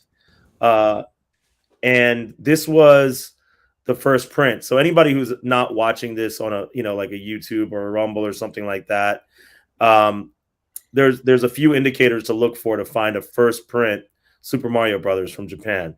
So if you're looking for the first ever release, right? And I'll tell you this right now, finding a copy that's unopened is damn near impossible. I think I found one that came up for auction on Japanese auctions maybe like a year ago, and I in awe watched it go up past $5,000. And I wanted to bid on it, but it's so hard to bid on these games when somebody just says they're unopened, because you really have to look at it and see if there's creases, if there's any white flakes along the edges. Because again, these games from Japan were not sealed, these Famicom games. So I was like, man, I cannot. That's a big bet. And you can't return either to Japanese auction houses either. So you're really jumping in there. There's another guy named Get the Greg Games. He just started buying a bunch of Japanese video games lately, and he's like just praying every time he gets one that comes in from Japan, like hoping it's actually unopened. So I've never been able to pull the trigger. But going back 1 second, Ferd. Oh yeah, no worries. So the things to look for the first print, on the front of the game, you see that little Nintendo logo there. You're going to have that. And then on the back of the game, you are not going to have a barcode. So as you can see there, it just says Nintendo Co. Limited. There's no barcode there. So that's a first print. That's the true first print of Super Mario Brothers. Wow. Second print looks very similar. The first, the front has just says Nintendo the same way as the first print, but if you look on the back of the box, it has a barcode next to Nintendo Company Limited. And the third print, if you notice, on the front of it, next to the Nintendo logo, there's a Famicom family that's a logo that says FF right there. That's how you can delineate a third print from the first and the second print. So if you have a Famicom family, that is a later print of this game. And if you look at the back, also you're gonna have a barcode as well. So like I said, this is something that really not many people know, and if they do, they don't talk about it. But this is how to find it.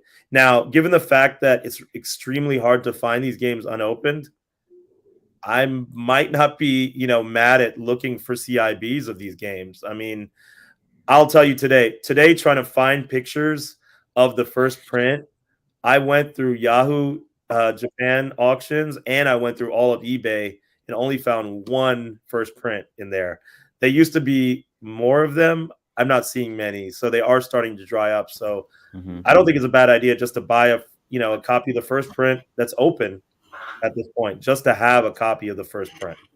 Yeah, okay, fuck all that. Let me ask you this, Vinny. Let's just shoot straight. Can we do that? Do we need to be buying complete in boxes of any of all these games, right? Like, because some of this shit is just super expensive, right? So let's say if we can find a cheap, Super Mario Brothers, like for Nintendo, or a cheap Zelda that's complete in box, because that if it was brand new, sealed, that's a $5,000, $10,000, $20,000 game. But to grab like an early Super Mario Brothers, or to grab like any of those games, like I have a Star Fox that's complete in box, right? Star Fox that was for the Super Nintendo, but it's complete in box, but it's open, right? Right. Is that the move? Should we start being ahead of that because we've missed? I ain't gonna say we missed the train for newly sealed, but I know that window is closing because the price points are just getting outrageous. So is that a thing to really start looking at, fam? Yeah, I mean that's something that Trey and I have spoken about. I think that if you can get those kind of earlier prints of games and you can get them CIB, I think you should try to do it. I mean, I see those drying up. I mean, if you walk into a retro video game store or a Second and Charles or a lot of these different places, you're not really going to see like a bunch of complete in boxed NES games. It's not like they're just a ton of those sitting around anymore. So people are getting hip. So if you're finding that kind of stuff, absolutely.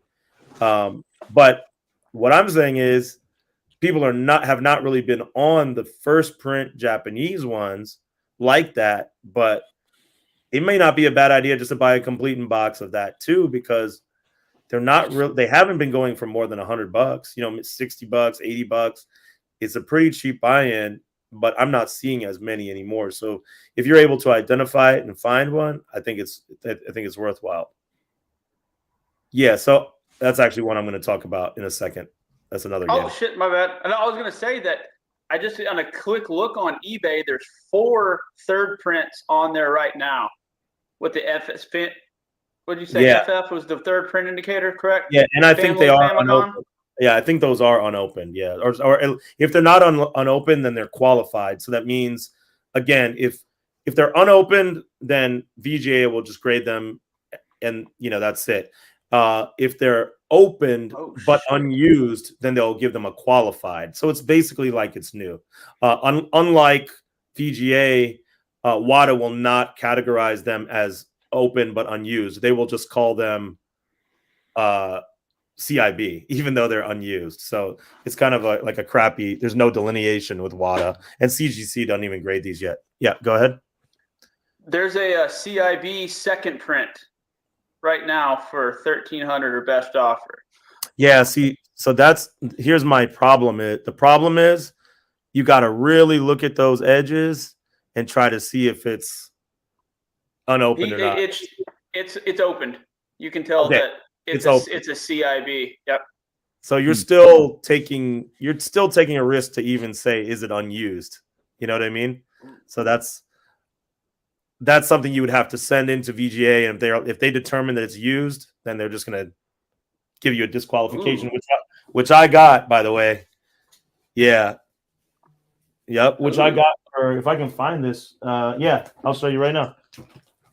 I got a disqualification for what I thought was a Final Fantasy. I'll talk about this in another episode. But Final Fantasy 1, I thought I found myself something here, and I got a refusal report. I bought it as it was new. It said it was new, the listing. So careful. It is tough. And this one's extremely tough because it's like a white box, so it's even harder to see those creasers on there. So anyways, if I guess aside from those original Famicom releases of the game, there's also Nintendo also re-released Super Mario Brothers to the Famicom Disk System. That was released in February of 1986, so that was about 4 months after the original US release of the game. And this was, again, a stickered sealed copy. Then, this is an interesting one. This is called All Nippon Super Mario Brothers. This was a game that was based on a Japanese radio program called All Night Nippon. And essentially what they did was they made a special version of it where the sprites were replaced with the the DJs from the radio show and the personalities from the radio show. So they made 3,040 copies of this game, and they sold it through a lottery system to essentially commemorate the 20th anniversary of their show. And it was sold in a very specific way. They had from December 15th through December 19th of 1986, you had to send a postcard into the radio station to enter a lottery to win one of 2,000 of the copies. And then if you got the lottery, then they would send you one of those 2,000. The other 1,000 copies were sold directly at the radio station for one day on December 20th, 1986. Apparently there was like this big line all the way around, and it was really difficult to get. The other 40 copies were given away in a contest in Famitsu and Famicom Computer Magazine, and they received over 30,000 entries for 40 copies.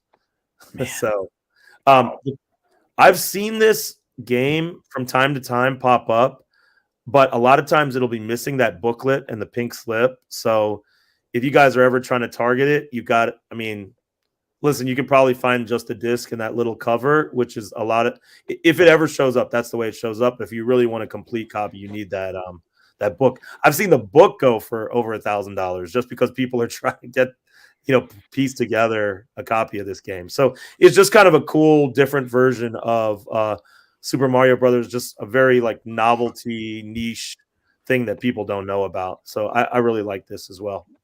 That's cool.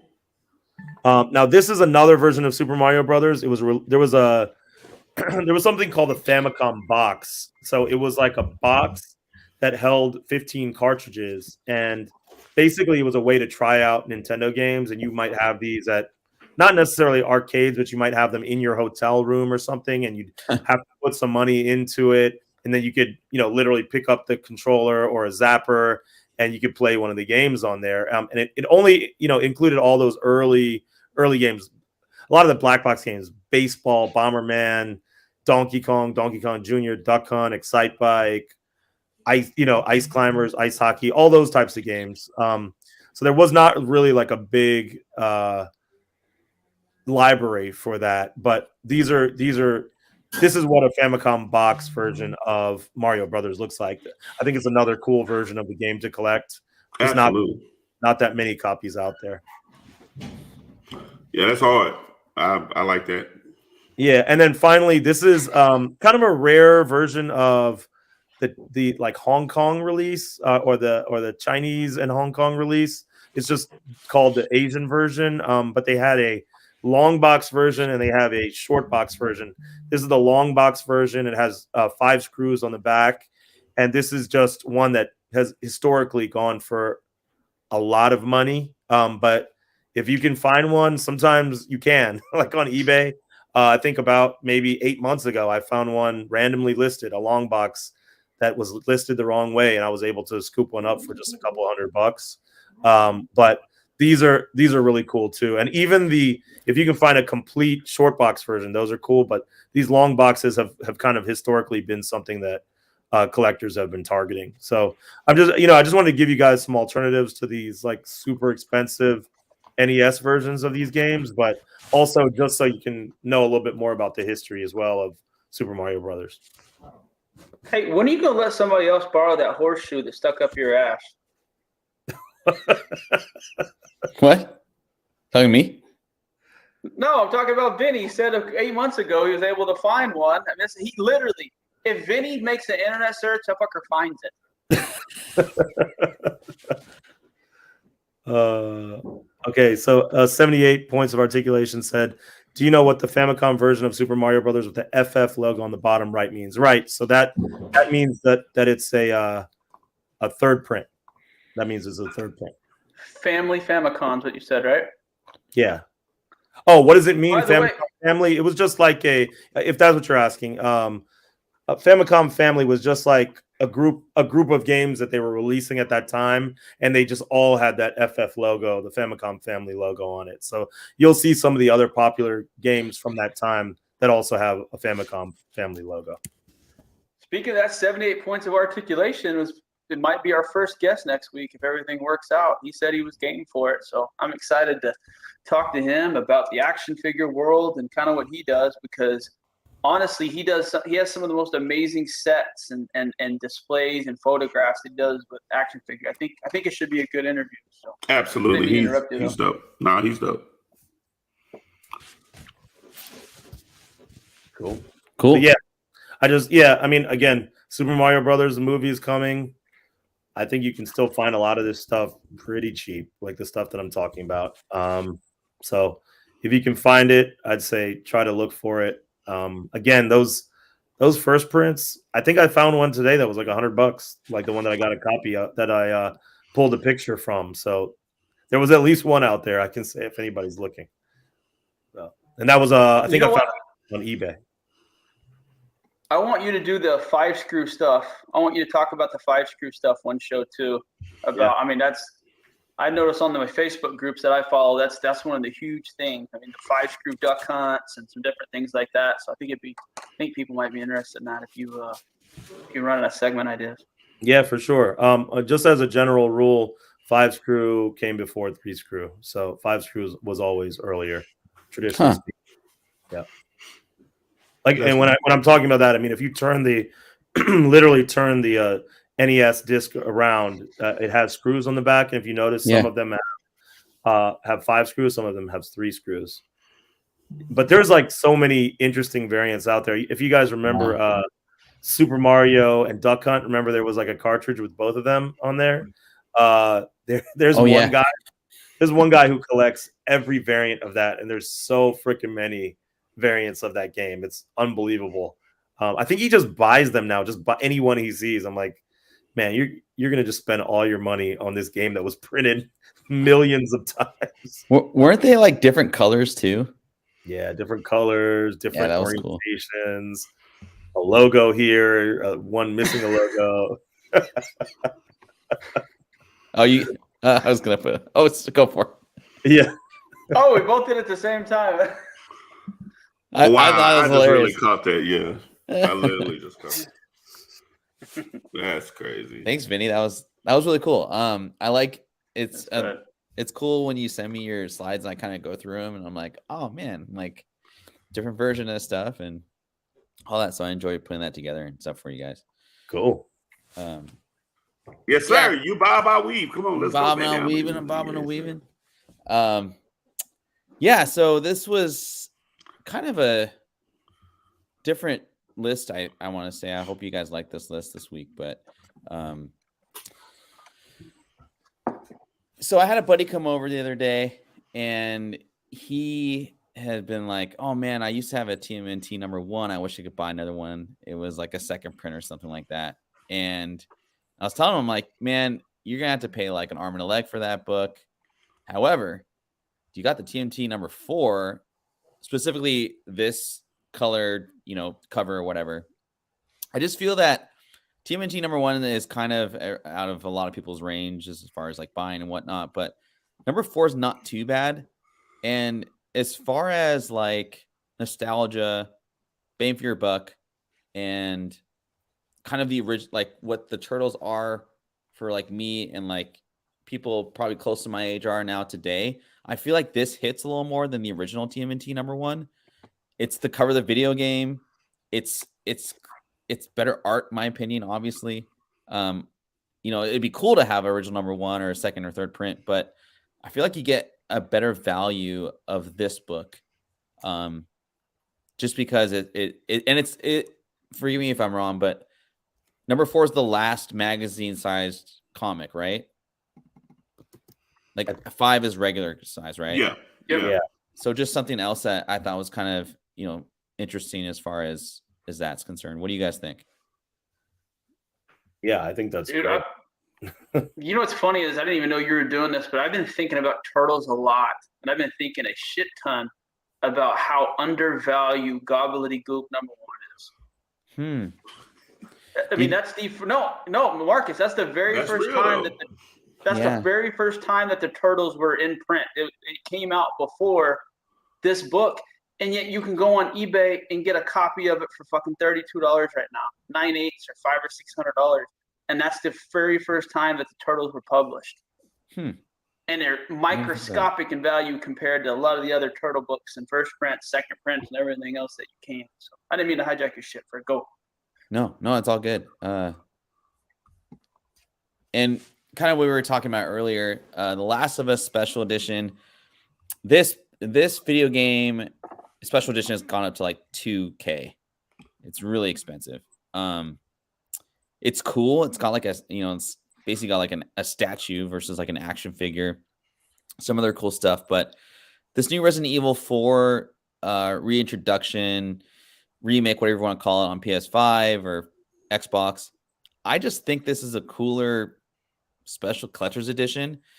I saw one go on eBay for around 300. It's a pre-sale, so this game hasn't come out yet. Some people consider Resident Evil 4 as a top game of all time, and I don't know. I'm more of a Resident Evil guy versus a Last of Us guy. They keep putting out weird movies and shows, and I think Netflix put out a brand new series like a week or last year, end of last year. But they're coming out with these brand new collector's editions for new video games, and I think they're really cool. Might be a good idea to scoop one or two of these up. So, anyway. Okay. Brock Purdy, Jordan Love. I just thought these pictures were hilarious. So all the rumors, basically Aaron Rodgers is in New York. I think it's kind of funny that he's following his, Brett Favre's kind of path in the NFL. Brock Purdy came out of nowhere. I mean, he's Mr. Irrelevant, 7th round pick, quarterback, almost took San Francisco to a Super Bowl. And I know he's injured, but I feel that people are still like on the Brock Purdy train. But I don't know. I watched Jordan Love play in one game, and he didn't have statistically a really good game, but the way he throws, it kind of reminds me mechanically of Aaron Rodgers. Green Bay's, it's his 3rd or 4th year. I don't know if it's 3rd or 4th year, but he's not a rookie per se. There's not going to be a lot of like pressure on him to perform. I looked at some Jordan Love rookie cards, and I must be on the same wavelength as other people as well, but it might be a good idea to get a 9.5, rookie out of Jordan Love versus like Brock Purdy. I want to know, what do you guys think? I think you're dead on the money on the Jordan Love deal. I mean, if you think about it, most people after Aaron Rodgers, waited to be the end of the 1st round in his draft. He sat behind Favre for almost 4 years. Yeah. And look what Aaron Rodgers is able to do and still doing. So I think it's a great idea. I mean, and granted, there's no guarantees Jordan Love's going to be the next Aaron Rodgers, but they've seen enough in him, obviously in practice, where they're okay with letting Rodgers potentially go to the Jets and have been that way for the last couple of years. So I don't think it's a bad investment at all, depending on, like you said, if you can get an SGC or a BGS 9.5 for under a couple $100, I don't think it's a horrible investment at all. I think that's where you need to be thinking about football is just so hard to speculate on, though. Yeah. I mean, quarterbacks are like the only like sure thing. And then even then it's like, and it being off season, like I probably wouldn't, I didn't want to suggest a baseball player, or like even basketball is kind of tough to do right now because we're in season. But all the hype with, going into baseball season, we were talking about earlier today. I mean, I think football, you always want to get sports players on off season. So this is why I picked a football player per se. So. And then last but not least, Miles, great character. Everyone loves Miles. He's the younger generation's Spider-Man, whatever you want to call it. And yeah, there's a lot of truth to that as well. But man, I read Static X, and I just feel like he just has such a more interesting storyline. And there's he hasn't made it to film yet, so there's a little bit of that kind of risk if you want to say, but I feel like I'd rather pay, $500-600 for a 9.8 platinum of his first appearance versus a UF4 first print for like $1,800, which is what they're going for. It just seems like there's not, like, I just feel that I can't see it going, like, I can't see you making more of a percentage like return on a UF4 versus a Static X platinum 9.8. And the collectability of Static X is not just this cover or this comic specifically, but his he had a series coming out in 2000. It's super short print run. They actually go for more than the first series, and then the final issue, Static X number 45. Good luck paying less than $200 for that book. There's a lot of collectability in the Static X character as well. Do you guys read Static X, or have you guys read any of his series? I have read Static X. It's good. Static X, and I'm gonna tell you something. My comic book guy that I go get my comic books from, he used to work for Milestone, So that's how I even got introduced. Outside of just the cartoon and and all that other good jazz. My guy used to actually draw for Milestone, and Static was one of the characters that he drew. Yeah, and Trey, here, so there's one thing that you always ask about, like who's the enemies of Miles Morales, right? Static X has enemies in his like universe, So it's almost like a no-brainer with the rumors coming out that they're going to come out with the DC property, or Miles is going to come out with something. But I'm here for it, man. I'm more stoked for Static X to big screen, the live screen, than Miles personally. But I almost think that Static. I bet if Gunn's smart, he will put Static early on in the DC universe, in the new DC universe.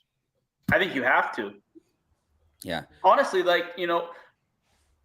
there's not a lot of characters, young black characters that you can pick from in DC. I mean, Mark, as I talked about before, we hope and we think that John Stewart deserves to be the Green Lantern, the main Green Lantern going forward.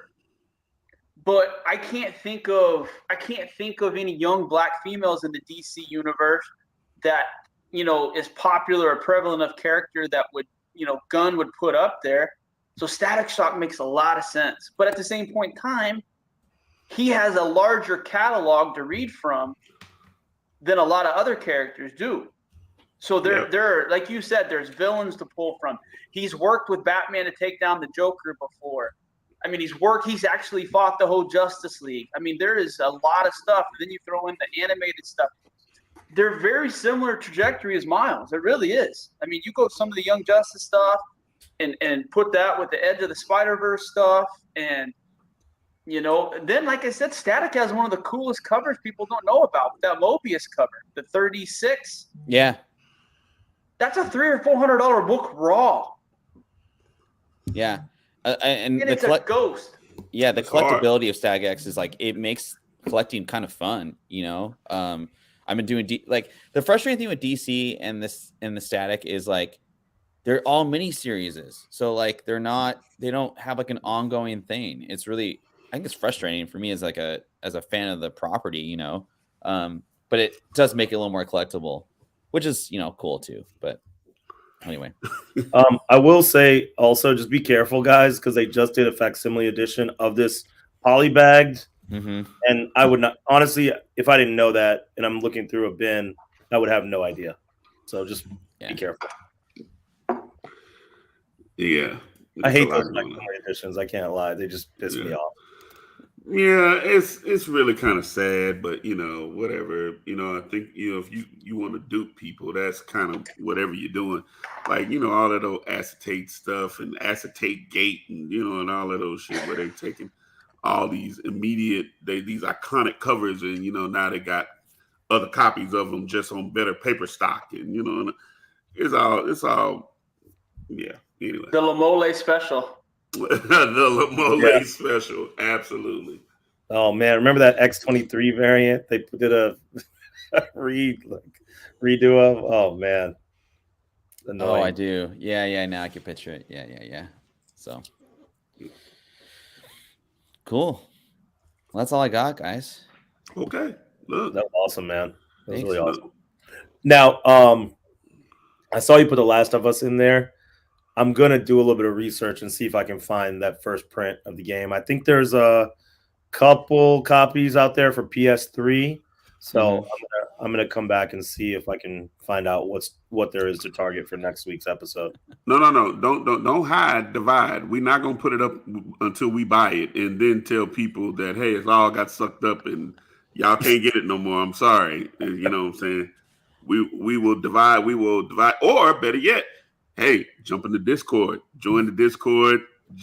Get integrated, get introduced, hang out, talk to a friend, make some friends. Go do what you need to do to get in that Discord because there's a lot of stuff that's getting ready to happen.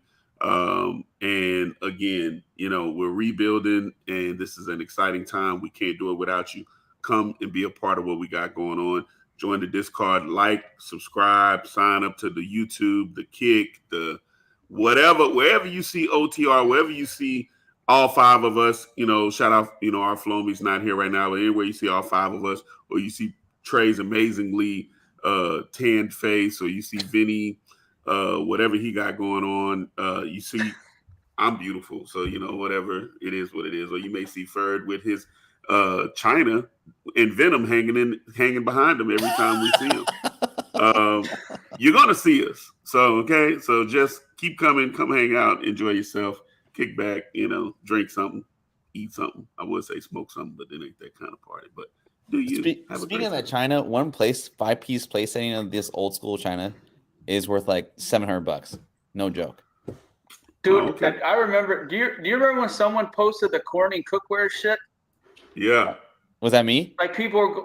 I don't remember who it was. It was early on in the Discord, but someone posted that Corning cookware. It was me. I mean, like you could buy them off fucking Facebook for $25. Yeah. Some of them are worth $600, $700, $800, depending on the serial number and all that other shit. So. Yeah, and then people would start going to their like grandma's house or mom's house and like raiding their freaking pantries looking for gold. It's hilarious. But yeah, that was a lot going on. That was funny stuff. That was going on. All right, guys. My mom had something just like that when I was growing up, like a little China cabinet. Yeah, like that. Yeah. So look, next week, same bat time, same bat channel. We will be here for Trey, Ferd, Vinny. I am Mr. Fresh off the jet, the best you can get, and we are out. We are OTR. Thanks, everybody. Thanks, guys.